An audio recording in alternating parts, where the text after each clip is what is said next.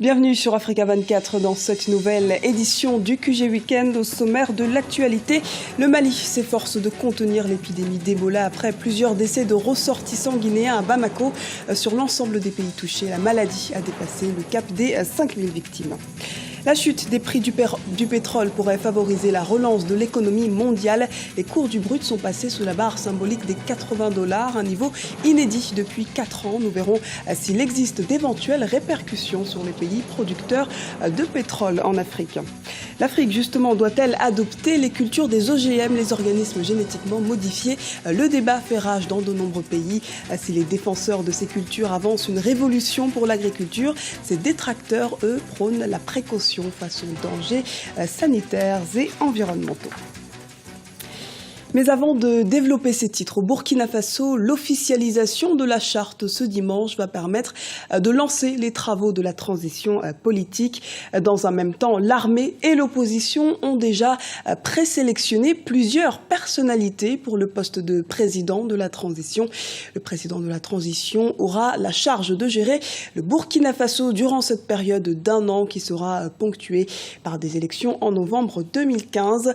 Sa tâche s'achèvera après la tenue des scrutins présidentiels et législatifs auxquels il ne pourra pas participer. Le gouvernement malien sonne la mobilisation nationale contre Ebola.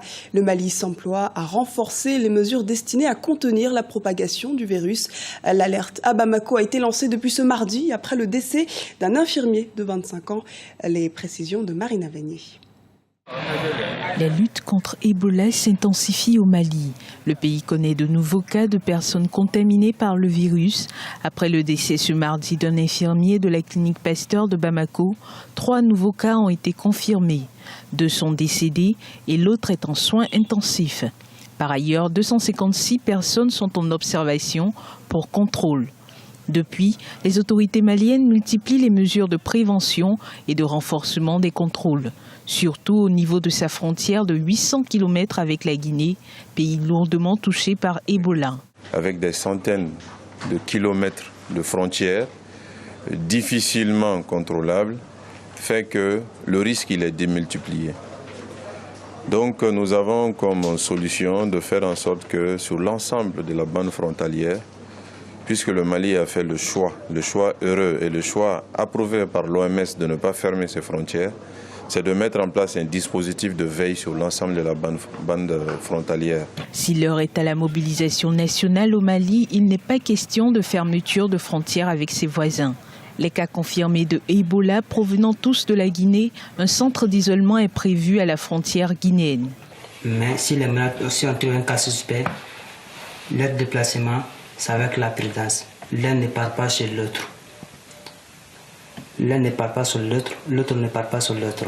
Et s'il demande s'il veut sortir, il y a un agent qui vient pour prendre en charge. La reconnaissance de vie, de manger, de boire, c'est l'agent qui a pris pour ça, il le fait. Il est là uniquement sur les soins du malade. Tout ce que le malade a besoin, il le demande, on le fait. Dans la capitale Bamako, comme sur l'ensemble du territoire, de vastes campagnes de sensibilisation seront organisées, assorties de distribution de produits de prévention. Le Mali a connu son premier cas d'Ebola en octobre 2014. Une fillette de 2 ans qui revenait de la Guinée avait succombé à la maladie. Les députés nigériens veulent faire prononcer la vacance du poste du président du Parlement. Le président de l'hémicycle, Hama Amadou, a en effet quitté depuis le 27 août le Niger. Si la Cour constitutionnelle prononce la vacance du poste, les députés devront se réunir pour élire un nouveau président dans les 15 jours qui suivent. Les précisions de Marina Vanier. Ils veulent prononcer la vacance du poste de président de l'Assemblée nationale. Eux, ce sont les 113 élus du peuple nigérien. Les députés ont soumis ce vendredi 14 novembre une requête à la Cour constitutionnelle afin qu'elle constate la vacance du poste de président de Parlement.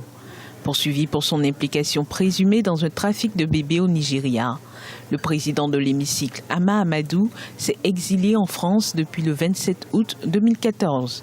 Clamant toujours son innocence, cet ancien soutien du président actuel Mahamadou Issoufou dénonce une machination politique visant à l'écarter des présidentielles de 2016. C'est un nouveau rebondissement dans cette affaire qui soulève déjà des tensions dans la classe politique. Pour les élections 2011, je l'ai soutenu et c'est grâce à mes voix qu'il est passé président de la République. Je pensais sincèrement qu'il pouvait être une alternative. Malheureusement, après 2 ans d'une alliance qui ne s'est pas toujours bien passée, je me suis rendu compte que son objectif de 2016 l'a mené à vouloir affaiblir tous les partis politiques, y compris les partis qui sont alliés aux siens, parmi lesquels évidemment le mien, et en même temps m'affaiblir et m'emprisonner. Quand j'ai compris cela, il était inévitable qu'il fallait prendre mes distances et créer les conditions d'un affrontement beaucoup plus franc et plus régulier. 17 personnes, dont 12 femmes, ont été arrêtées le 26 juin 2014 au Niger dans cette affaire. Parmi les personnes emprisonnées se trouve l'épouse de Hama Amadou. Étant le principal opposant, il a toujours crié au complot politique. Allégation démentie par le gouvernement nigérien qui nie toute ingérence dans les poursuites judiciaires.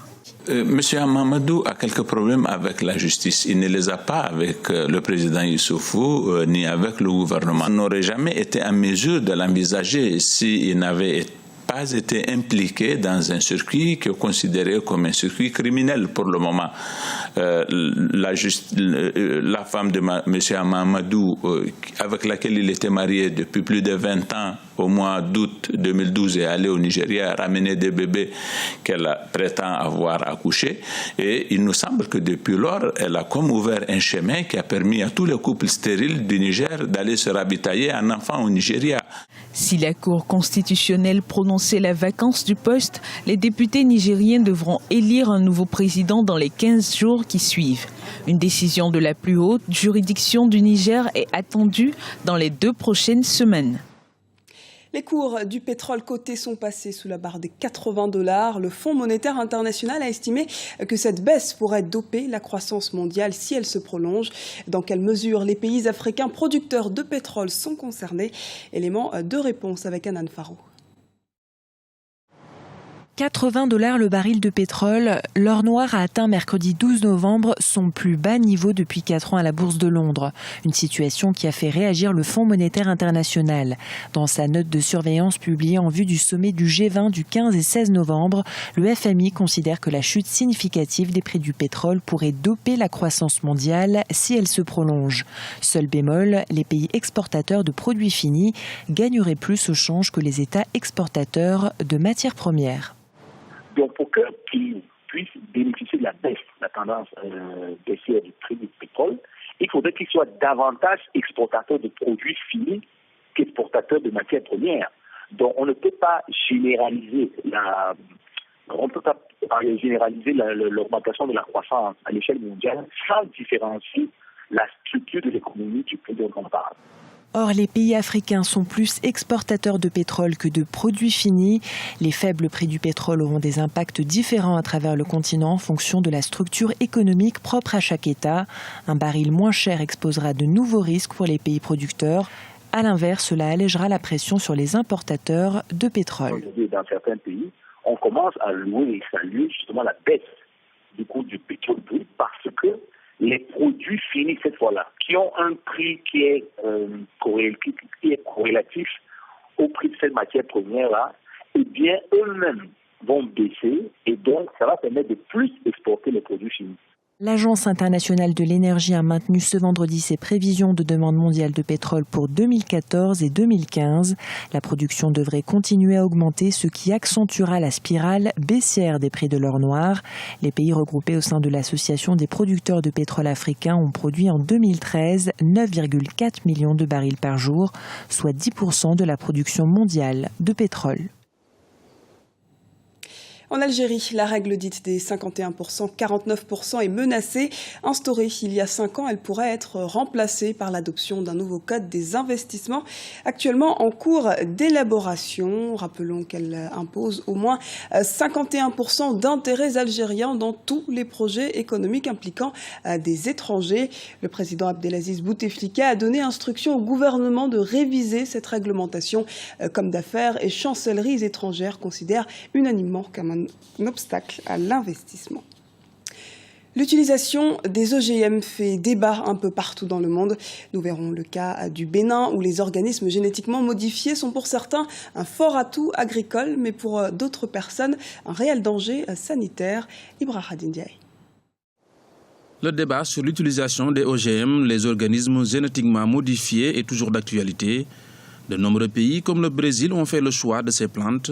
Pour certains, les OGM constituent une menace pour l'agriculture. L'Afrique court le danger de devenir le dépotoir de l'industrie controversée des organismes génétiquement modifiés. D'autres spécialistes soutiennent l'introduction de ces cultures pour plusieurs raisons. Les avantages maintenant sont énormes dans la mesure où un produit OGM, n'est-ce pas, peut permettre d'affronter certaines contraintes d'ordre biotique comme abiotique. C'est-à-dire, on peut avoir des produits résistants à la sécheresse, résistants donc aux maladies, etc. Bon, les problèmes que ça règle, je donne un exemple. Vous prenez l'insuline, par exemple, que les diabétiques utilisent. Nous sommes d'accord? C'est des organismes génétiquement modifiés, c'est des bactéries génétiquement modifiées qui produisent l'insuline aujourd'hui. Les défenseurs des cultures OGM avancent l'argument attractif qu'elles permettront de réaliser la révolution verte et d'apporter des réponses aux problèmes de déficit alimentaire. Mais seulement voilà, les OGM ont la fâcheuse tendance de contaminer le reste des autres cultures. Autre méfait, elles multiplient l'utilisation des produits chimiques. Si un produit OGM crée un problème de santé publique, on doit nécessairement faire quoi? Le retirer. En ce qui concerne notre pays, le Bénin, il faut tout simplement que le Bénin passe à l'application, n'est-ce pas, des accords de Cartagena. Donc, il faut mettre en application les accords de Cartagena en produisant donc les lois qui réglementent ces choses-là, c'est-à-dire l'importation ou bien l'exportation des OGM, n'est-ce pas? Et dans ce cadre-là, il faut former donc les compétences pour gérer éventuellement les problèmes donc, que peuvent susciter, c'est-à-dire l'introduction donc éventuelle des OGM. Les cultures génétiquement modifiées sont commercialisées en Afrique du Sud. Des essais de ces cultures sont menés au Kenya, en Égypte et au Burkina Faso. Toutefois, pour certains spécialistes, face aux nombreuses incertitudes des OGM, le principe de précaution doit primer. Ils recommandent notamment de ne pas aller plus loin tant qu'il n'y a pas de certitude avérée quant à la sécurité sanitaire et la préservation de l'environnement. Ce journal a été réalisé par l'ensemble de la rédaction. Nous vous remercions pour votre fidélité. Retrouvez dans un instant une nouvelle édition de l'actualité sur Africa 24.